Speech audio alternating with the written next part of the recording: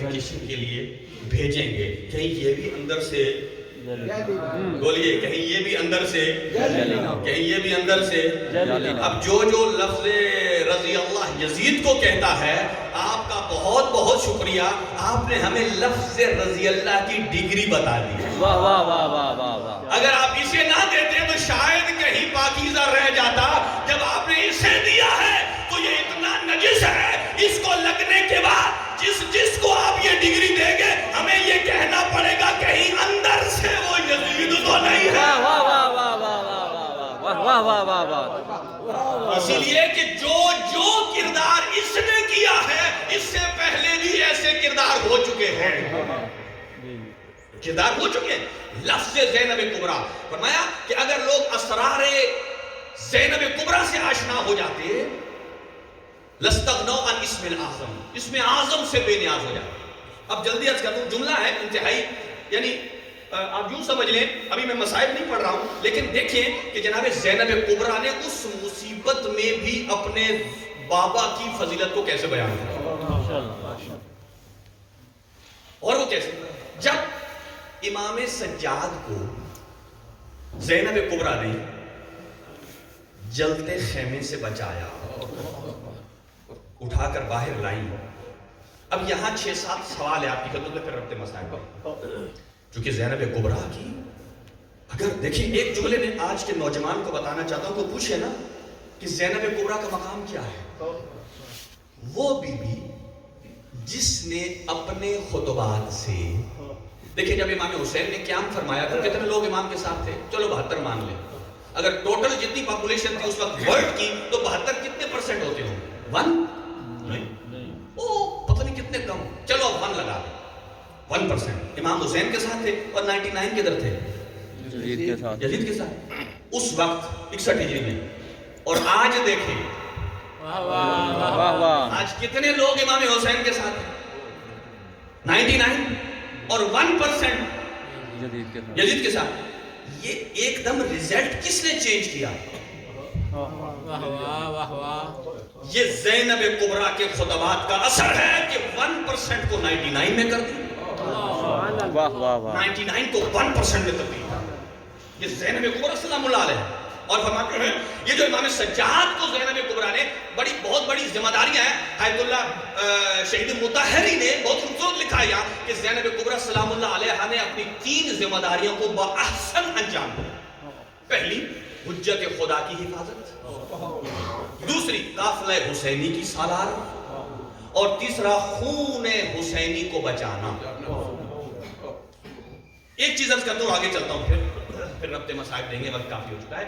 کہ جناب زینب کبریٰ نے امام سجاد کو جب بچایا تو اس وقت ایک جملہ پوچھا. جب خیام جل چکے نا تو کہا، اے میرا بیٹا، اب ہم خیمے میں جل کے مر جائیں یا باہر نکل جائیں؟ امام نے جملہ فرمایا، علیکن بالخروج، آپ کے لیے واجب ہے. علیکہ کا لفظ جب استعمال ہوتا ہے اس کا مطلب ہے وجوب، آپ کے اوپر واجب ہے کہ آپ باہر چلے جائیں. اب یہاں میں پوچھوں گا، اے زینب عالیہ، آپ نے یہ مسئلہ امام سجاد سے کیوں پوچھا؟ ذہن میں رکھیے، ان پہلوؤں کو کوئی اجاگر نہیں کرتا، بہت کم ہے چونکہ مسائل میں آ کر. کیوں پوچھا؟ پہلی تو بات یہ ہے، زینب کبریٰ امام سجاد نے سند عطا فرمائی ہے، اے پھوپھی اماں، یا اماں انت عالمۃ غیر معلمہ، آپ ایسی عالمہ ہیں کہ جس کو کسی نے پڑھایا نہیں. تو بی بی امام سجاد سے مسئلہ پوچھ کر بتا رہی ہیں کہ اگر ساری کائنات سے بڑی عالمہ میں ہوں تو جس سے میں مسئلہ پوچھ رہی ہوں وہ مجھ سے بھی بڑا عالم ہے، مجھ سے بھی بڑا عالم ہے اور وہ زمانے کا امام ہے. جتنا بھی علم ہو امام کی اجازت لازمی. اور دوسرا میں کہوں گا، بی بی جس کے دل پر 72 کا زخم، جس کا دل چھلنی، جس نے لاشوں کے ٹکڑے دیکھے، اس بی بی نے جب یہ پوچھا امام سجاد سے، گویا بی بی بتانا چاہ رہی تھی ان مشکل حالات میں بھی زینب اپنے فریضہ شرعی سے غافل نہیں ہے. اگر آپ پر جتنے بھی مشکلات آ جائیں اپنے فریضہ دینی سے غافل نہیں ہونا چاہیے. دو اور تیسرا، بی بی بتانا یہ چاہتی تھی مسئلہ پوچھ کر، ٹھیک ہے میرا بیٹا سجاد بیمار ہے، لیکن اس بیماری کے باوجود میرا بیٹا سجاد کا دماغ صحیح ہے. میرا بیٹا بیمار ضرور ہے لیکن دماغ صحیح ہے. اے میرے نانا کے اوپر عصیان کا الزام لگانے والوں، جب ان حالات میں محمد مصطفیٰ کی نواسی کا ذہن ٹھیک ہے، میرے نانا کا کیسے خراب ہو سکتا ہے؟ اور پھر امام سجاد دیکھیں، ایک جملہ آج لے کر جائیے کہ کربلا انسان کو اطاعت کرنا سکھاتی ہے، عادت پر رہنا نہیں سکھاتی. اطاعت پر، عادت نہیں. بس میں ایک مثال لیتا ہوں. اطاعت کسے کہتے ہیں؟ جس میں ہماری مرضی شامل نہ ہو. جیسے اللہ کہتا جائے ویسے کرتے جائے. جہاں ہماری مرضی شامل ہو گئی وہ عادت بن گئی. بہت سارے امور میں، جیسے مجھے بتائیں، مولا علی کو رات کو سونے کی عادت تھی یا عبادت کی؟ عبادت. لیکن جب شب ہجرت اللہ نے فرمایا سو جا، واہ واہ واہ واہ. تو عادت کیا کہتی ہے؟ عبادت میں. اطاعت خدا کیا کہتی ہے؟ سو جا. اور اگلی بات یہ، اگر آپ مجھے کہیں کہ یہاں سو جائے، باہر خطرہ ہے آپ ادھر سو جائیں. کبھی سونا بھی اپنے اختیار میں ہوتا ہے، کبھی نہیں ہوتا. اگر آپ کہیں باہر خطرہ ہے آپ ادھر سو جائیں، جس نے سونا ہے وہ بھی نہیں سوئے. کہے گا باہر خطرہ ہے تو یہاں میں کیسے سوؤں؟ اس کا مطلب یہ ہے کہ اگر خطرہ ہو تو آدمی نہیں سوتا.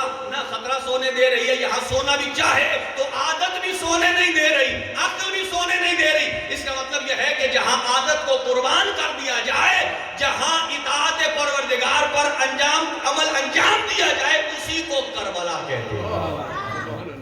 اور ایک جملہ عرض کروں یہاں پر، جناب زینب کبریٰ کی سر سے جب ردا ہٹی، جناب زینب کو کس چیز کی عادت تھی؟ یہ میں اس لیے عرض کر رہا ہوں جملہ، اگر کوئی اپنی لائف کو چینج کرنا چاہتا ہے کسی وجہ سے، کہتا ہے میری تو عادت بن گئی ہے، میں فجر کی نماز پر نہیں اٹھ سکتا، رات کو لیٹ سوتا ہوں، تو عادت بدلی جا سکتی ہے اس صورت میں کہ جب آپ کربلا والوں سے مل جائیں، جب آپ اطاعت خدا پر آ جائیں گے. کربلا یہی سکھاتی ہے. زینب کبریٰ کی عادت کیا تھی؟ چادر لینا. لیکن اطاعت امام کیا کہتی ہے؟ امام سجاد نے کیا فرمایا؟ علیکن بالخروج. بی بی نے کیا کیا؟